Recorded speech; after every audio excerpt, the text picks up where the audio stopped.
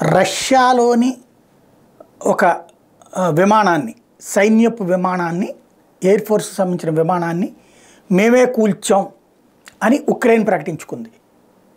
అయితే అందులో మనుషులెవరూ లేరు, అది ఆయుధాలతో కూడినటువంటి విమానం.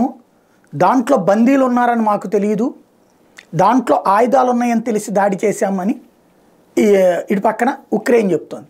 అసలు సీన్ ఏంటి? ఉక్రెయిన్ అట్లాంటి తప్పుదో పట్టించే ప్రచారం, అంటే వాళ్ళ వేళ్లతోనే వాళ్ళ కళ్ళు పొడిపించేందుకోసం రష్యా వేసిన ఎత్తులో నెట్ట నిలువునా మునిగింది ఉక్రెయిన్.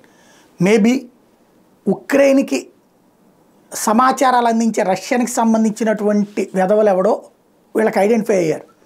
దాంతో ఆయుధాలు పంపిస్తున్నట్టు ఉక్రెయిన్కి సమాచారం అందించి అందులో ఉక్రెయిన్కే సంబంధించినటువంటి మాజీ సైనికాధికారులు, సైనికులు ఎవరైతే పట్టుబడ్డారో రష్యాకి, వాళ్ళందరినీ పెట్టి పంపించింది రష్యా. వాళ్ళ ఆ విమానాన్ని పేల్చేసింది ఉక్రెయిన్. విమానాన్ని పేల్చింది మేమేనని ప్రకటించింది, అందులో ఆయుధాలు ఉన్నాయని ప్రకటించింది. తీరా వస్తే చచ్చిపోయిన శవాల విజువల్స్ని రష్యా రిలీజ్ చేసింది. కాబట్టి ఫైనల్గా రష్యా ట్రాప్లో ఉక్రెయిన్ పడిందా, ఉక్రెయిన్ ట్రాప్లో రష్యా పడిందంటే ఎవరిష్టం వాళ్ళది.